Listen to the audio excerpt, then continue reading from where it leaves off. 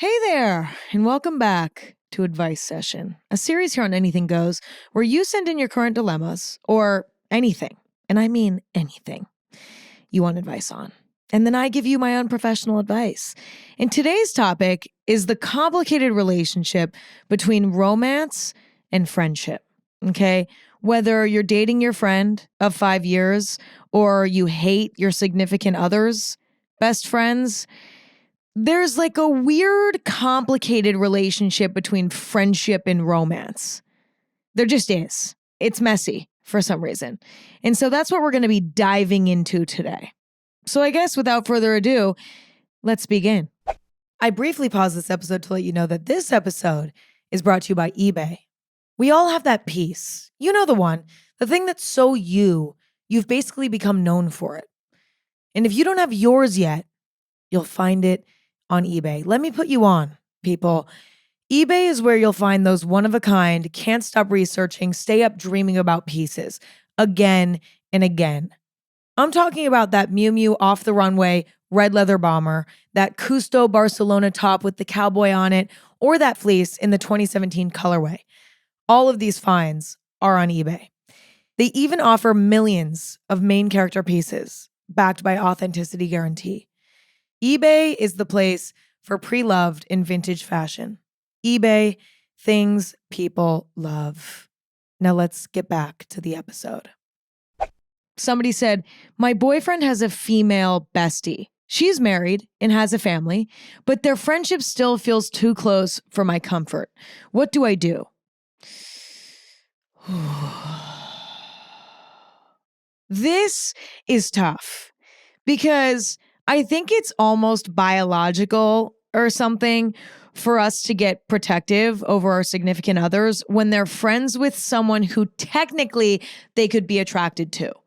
Like, from my experience with that, it almost feels innate and like inevitable. In an ideal world, we would feel comfortable with our significant others being friends with somebody who they could technically be attracted to, right? I think we all would love to reach that level of security in ourselves and our relationships, confidence in ourselves and our relationships.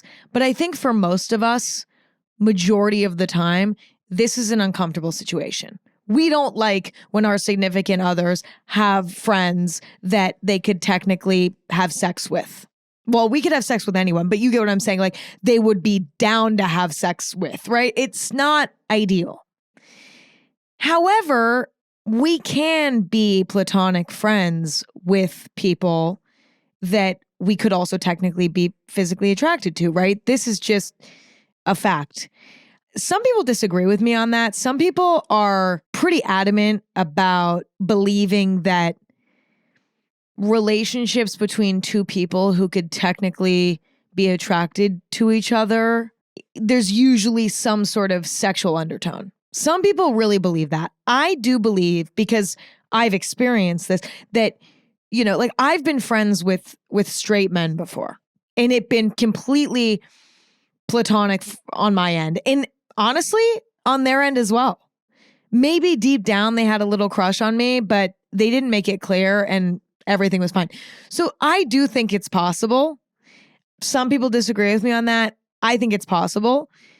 Listen, okay, to start, you shouldn't feel guilty. If you are feeling guilty about how you feel, you shouldn't, okay?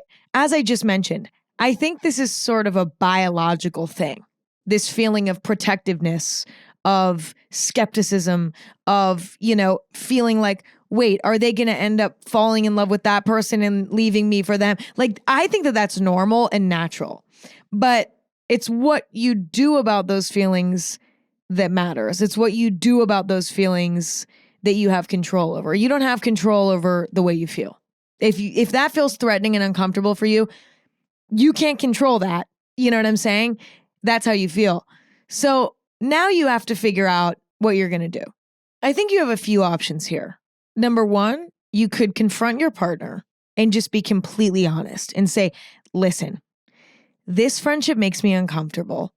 I don't really know what to do because you both are friends and I can't really stop you both from being friends, but it really bothers me. It makes me uncomfortable. And let's come up with a solution together because I don't really have the answer. Okay. That's the first and probably best option. You present the problem and say, listen, I don't know how to solve this. What are you comfortable with? What do you think we should do? And kind of leave it in your partner's court in a way. So that's option number one. Option number two, I would say, would be to do a bit of soul searching. Don't necessarily bring it up immediately. Try to figure out why this bothers you so much. Do you think it's just sort of innate biological protectiveness? Or do you think that you have some sort of underlying trust issues, perhaps from a past relationship that's now coming up here in a way that's irrational? Or do you think that maybe you're struggling with your self-esteem? And I'm not saying that in a rude or derogatory way towards you. I've experienced this a trillion times. It's very normal. But if our self-esteem is low, we can sometimes look at somebody who we might vaguely deem as competition, you know, this married woman who's friends with your boyfriend, and sort of take out our insecurity on that person in a way. Is it that? It might make sense to do a little bit of soul searching and figure out where it's coming from.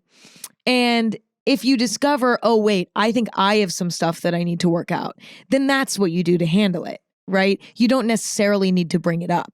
Because I think, listen, I'm always all about communication. My immediate suggestion is almost always going to be bring it up, talk through it with your partner. But there are moments in relationships where it can be nice to figure yourself out first before you go and have a conversation, because it can sometimes be sort of confusing for your partner, perhaps, if you go to them with sort of an underdeveloped point of view and then they get confused and they're maybe misreading where you're coming from. It can be complicated. It can be really nice to sort of figure yourself out first. And a lot of times that will give you a clearer direction of what to do, you know? Like you can bring it up right away and just knock it out, but you could also look inward first and then let that guide your decision. I think both approaches work.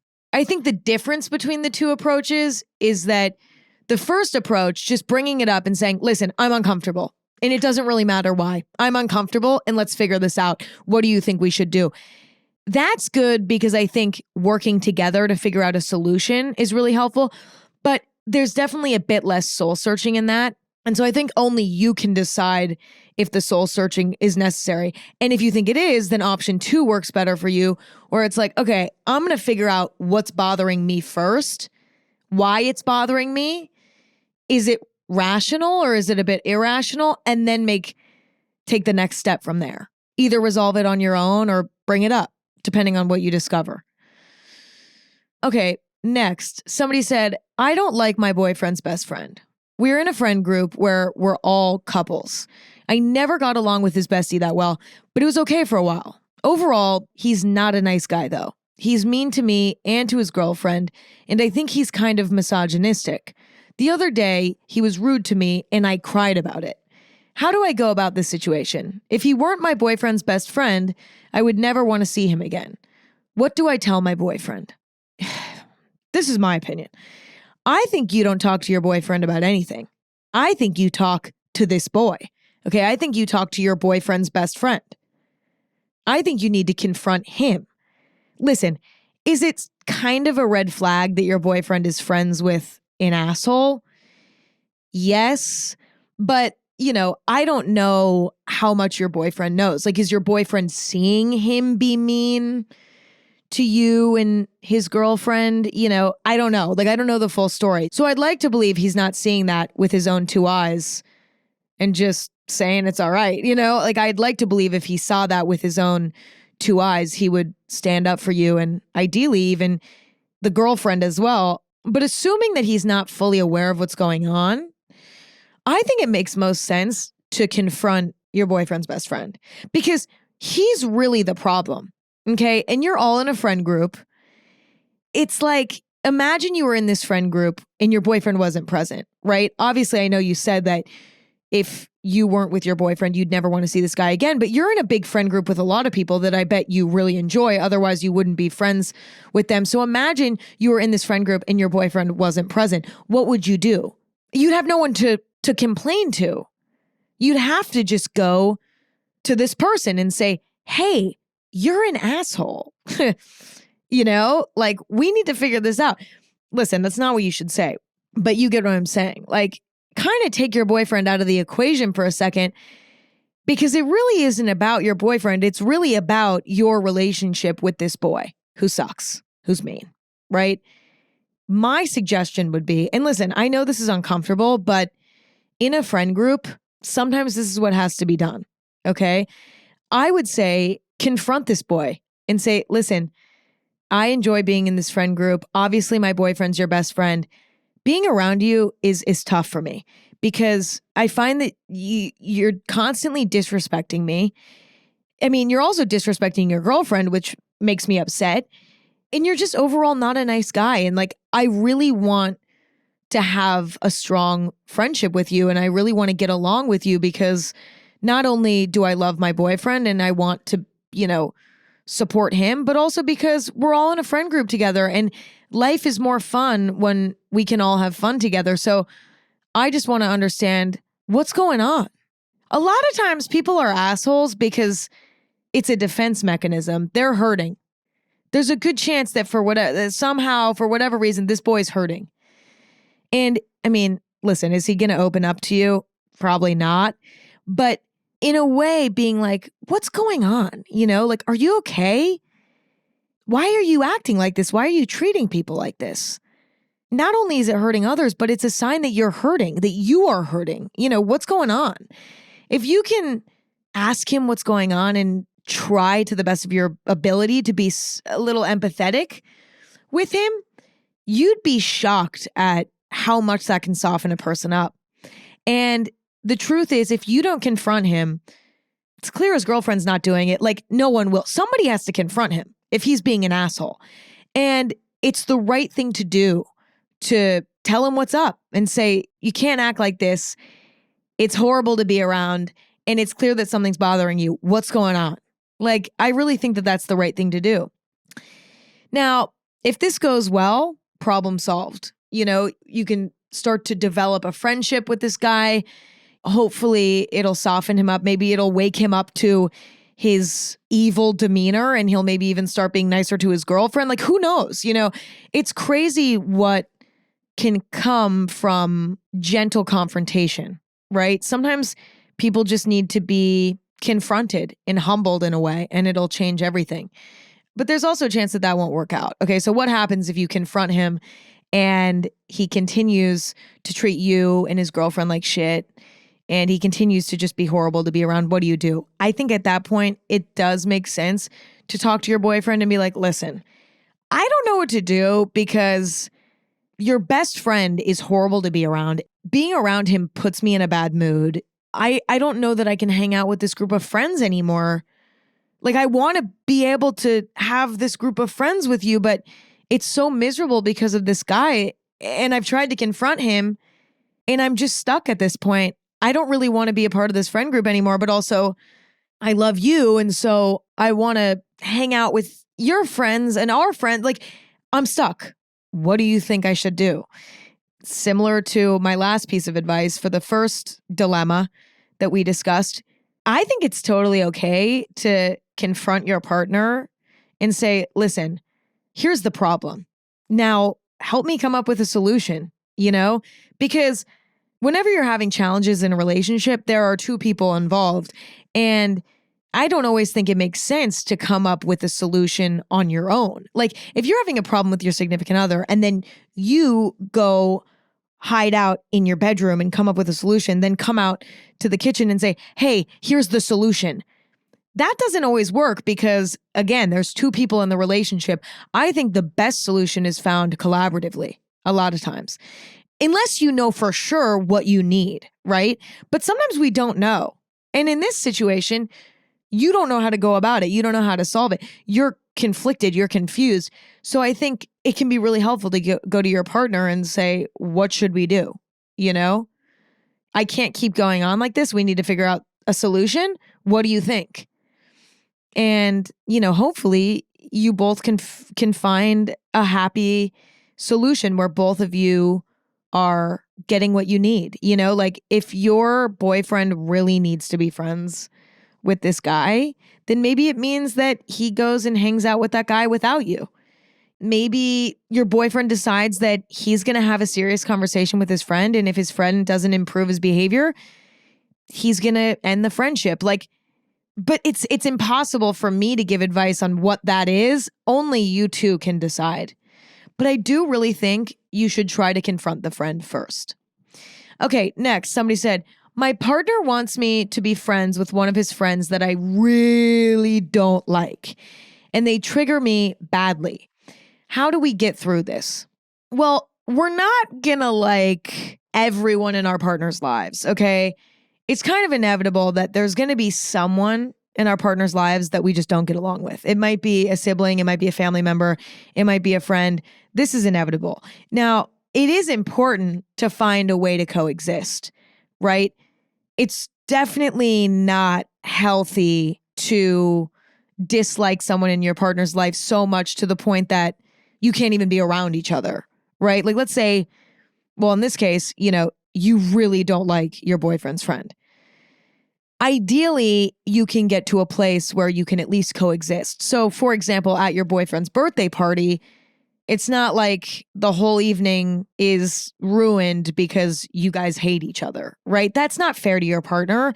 And again, it's sort of inevitable that you're not going to like everyone in your partner's life. So you kind of have to figure out a way to coexist. So I think I would suggest that you try to find it in yourself to find a way to coexist with this person when you absolutely have to, when it's your partner's birthday, when, your partner's really excited about a football game and invites you and his friends to this football game. And it's really important to him that everybody's there because he loves this football team and he just wants everybody to be together, whatever. Like, I do think that it's important to respect that for the sake of your boyfriend. However, I don't think you need to be friends with your boyfriend's friend. Okay. It'd be one thing if your boyfriend was saying like, hey, can we find a way to coexist? I think that's a fair request. Sometimes we have to compromise, sacrifice, and deal with unfortunate shit in relationships. Like it's inevitable when two people are involved with each other, complicated things always arise and we have to sometimes just deal with it because that's a part of being in a relationship. Coexisting is a fair request. Being friends, I think that's something you can't force. Like he can't ask you to be friends with his friend. Unfortunately, friendship can't be forced. You're either clicking with someone or you're not. And so if you're not clicking with someone, you can definitely find a way to coexist. Everyone can coexist, but you can't force that friendship. And I think that that's what you need to tell your boyfriend. You need to be like, listen, I'm going to make it a priority to be able to coexist with him in a way that doesn't cause any grief or upset for you, right? When we're all together because something is happening, an event is occurring where you want everyone all together, all your loved ones all together, I will show up and I will find a way to keep the spirits up and keep my distance from him. Like I'll manage that situation, right? But I can't force friendship and I don't click with this person and I'm sorry. Like I would love to be friends with him, but we just don't click. And so you can tell your boyfriend having our relationships be separate, right? Having your friendship with your best friend be separate from my relationship with you, my boyfriend, is going to be crucial because I just do not like this person. I'm sorry. And that's totally fine. You don't have to like everyone in your partner's life. But see, it's a bit tricky, right? Because it's like, I do think there's a huge difference between coexisting and being friends. And I think sometimes that can be a bit confusing to people, It can be a bit confusing to distinguish. But I think clarifying and distinguishing the difference to your partner and basically laying out on the table what you're able to do and what you're not, I think is the best that you can do. And, again, you can remind your partner, this is a normal part of relationships. We have to make compromises. We have to sometimes deal with shit that isn't ideal, but you can say to your partner, I love you. I'm willing to do it to this extent. And I hope you're cool with that, I briefly paused this episode to let you know that this episode is brought to you by Hotels.com. I love to travel and I love staying at hotels. There's nothing I love more than walking into a fresh, clean hotel room and just absolutely exploding in it. Okay. Putting all my skincare in the bathroom, hanging all my clothes up in the closet, and really making myself feel at home. I also love going down in the morning for a buffet breakfast. But booking the right hotel can be hard work if you don't know where to look. Whether I'm traveling for work or for fun, I'm always looking for the best hacks and perks. And if you're like me, let me tell you, the easiest way to book is with Hotels.com. Members save up to 20% and earn rewards on every stay. And the money I save on the hotel, I can spend on going out to dinner, maybe doing a little bit of shopping at the hotel gift shop. You know what I mean? Like, this could be you if you sign up at Hotels.com. Become a member for free and save on hundreds of thousands of hotels at Hotels.com. Now, let's get back to the episode. Somebody said, my boyfriend and bestie do not get along. I have no idea how to navigate this situation. I love them both so much. Again, as I just discussed, right? Like, unfortunately, friendship cannot be forced. It's almost something that goes even beyond the human level. It's almost sort of spiritual. I feel like who we click with on any level, friendship, romantic, whatever, is almost out of our control. I can't tell you how many people have disliked me for no reason and vice versa. I can't tell you how many people I've disliked for no reason. It's just, I don't even know how to explain it. It's like an energy thing. Sometimes people just don't click. And I think the worst thing you can do is try to force that in any capacity. Now, listen, I understand it is really challenging to have your inner circle not click, right? It sucks.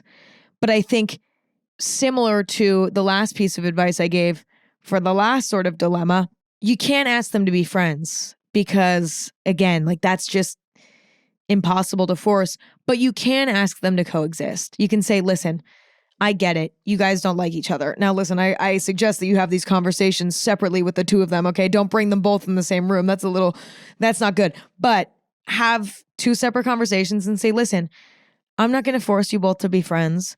I am not going to force you both to be in the same room more than necessary. But there are going to be moments when it's my birthday.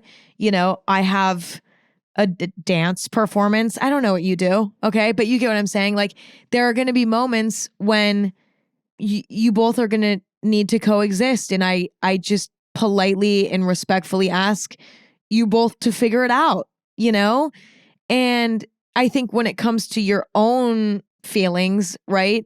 In addition to this sort of conversation, you kind of have to accept the fact that not everyone is going to be friends, And maybe that's a deal breaker for you.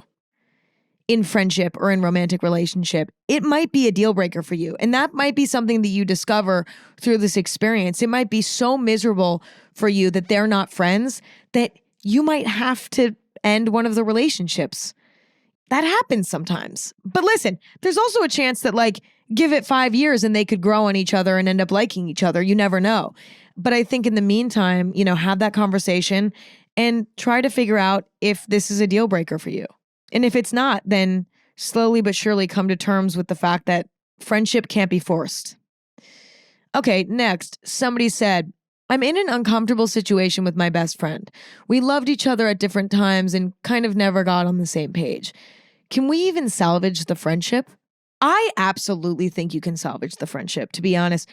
Listen, it does get really complicated. The second a friendship turns romantic, it gets tricky. And it can be incredible because I think friendship is obviously the most important foundational element of a romantic relationship. So I think it's great to be friends first. I haven't done that very many times, but I always give that advice because I think it's incredible, to be platonic for a bit, I think can be really helpful.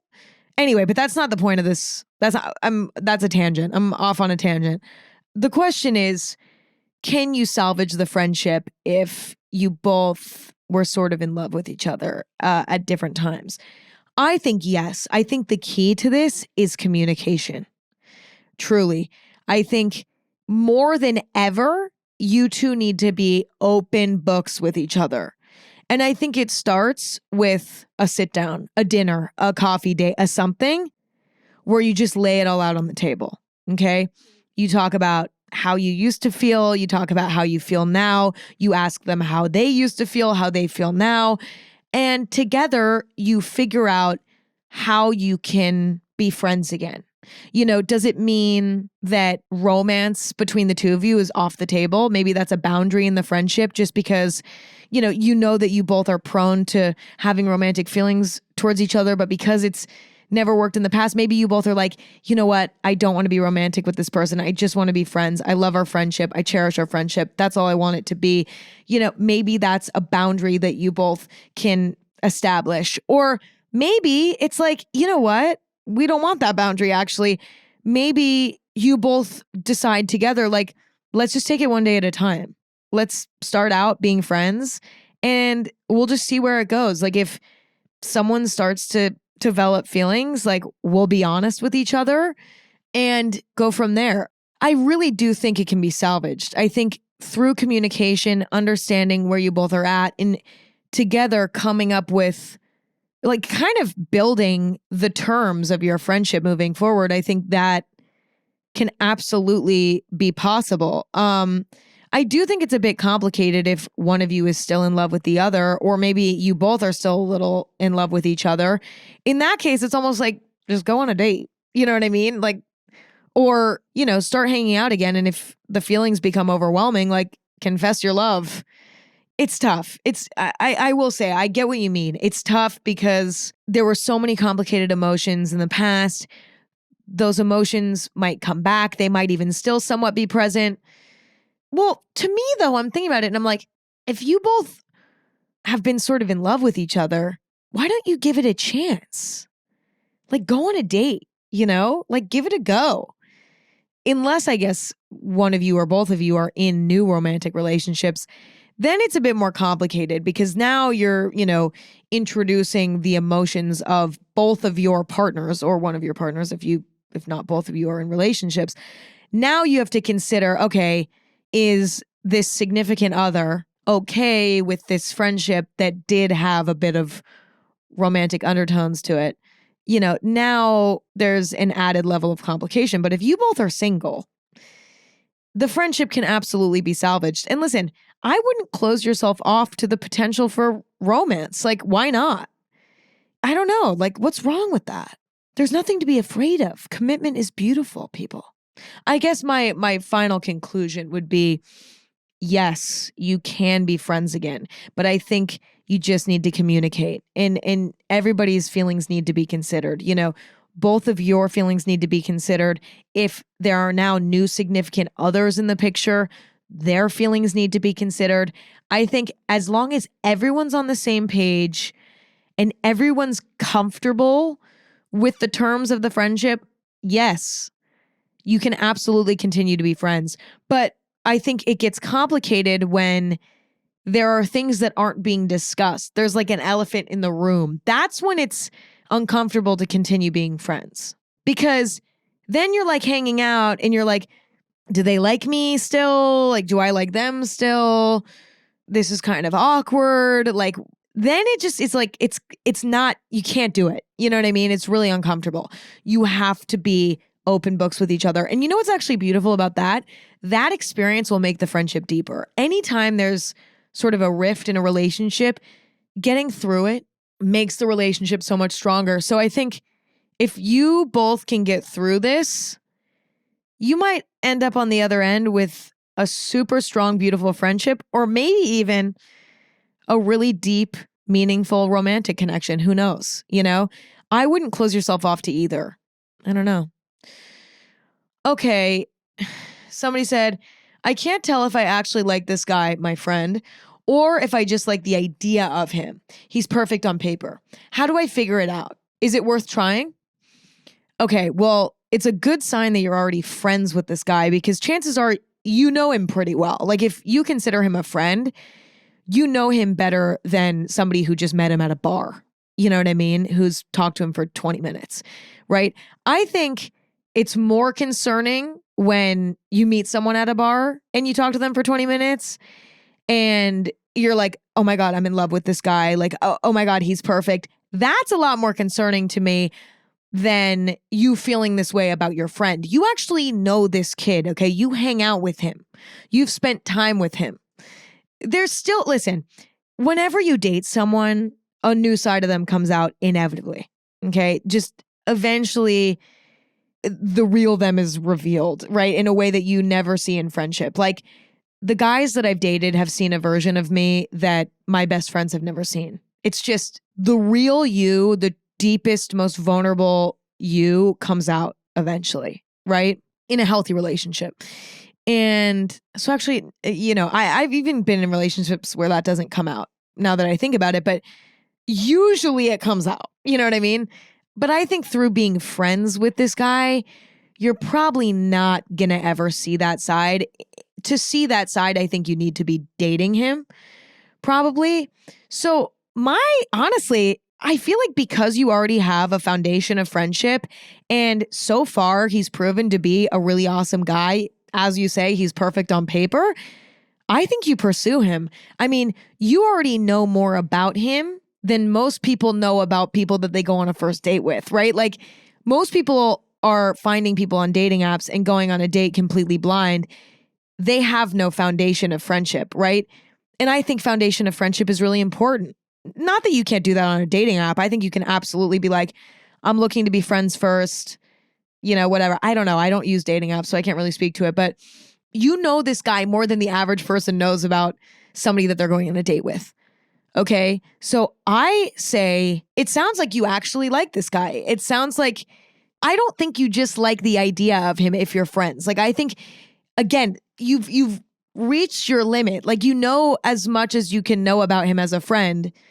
Now, to really figure out if you like him, you have to pursue him. You have to go on a date. You have to see if you get butterflies. You have to maybe share a smooch at some point, see how it makes you feel. You need to talk to him at 2 a.m. on the phone and see if it's fun for you. Like, I think that's how you figure out if you truly like him at this point, because he's already passed the first test, the friendship test. Now, I must say this though, you can like the idea of someone even when you're dating them. Like, that is always a risk, okay?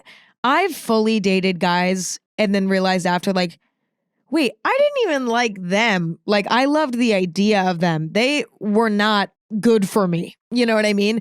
But in my imagination, they were incredible for me. That's still a risk, right? But I do think that the truest test of, do I like this person or do I just like the idea of them is to spend time together, to really get to know them, to really grow a bond and have that quality time to analyze. If you don't have quality time with this person, there's nothing to form an opinion on. You need to bond with this person and if they end up not being fun to be around, if they end up kind of sucking, right? Then you can be like, oh shit, I think I did just like the idea of them. They are not who I thought they were. But until you have those hours logged, you know what I mean? Until you've spent the time, you won't know. You won't know. You kind of have to give it a try. I mean, I guess you could technically, as friends, really analyze him and compare what he is in your imagination to how he behaves in real life.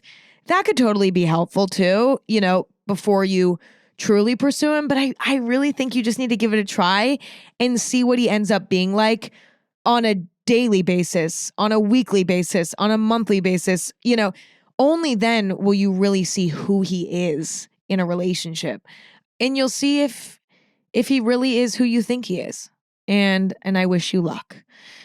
Anyway, that's it for today's episode of Advice Session. If you enjoyed this, new episodes of Advice Session every other Sunday and new episodes of Anything Goes every Thursday and Sunday. So tune in, come hang out. It's always fun. Check out Anything Goes everywhere at Anything Goes. Check out me everywhere at Emma Chamberlain, and check out my coffee company everywhere at Chamberlain Coffee. I love you all. I appreciate you all. And I'll talk to you soon. All right. Talk to you later. Bye.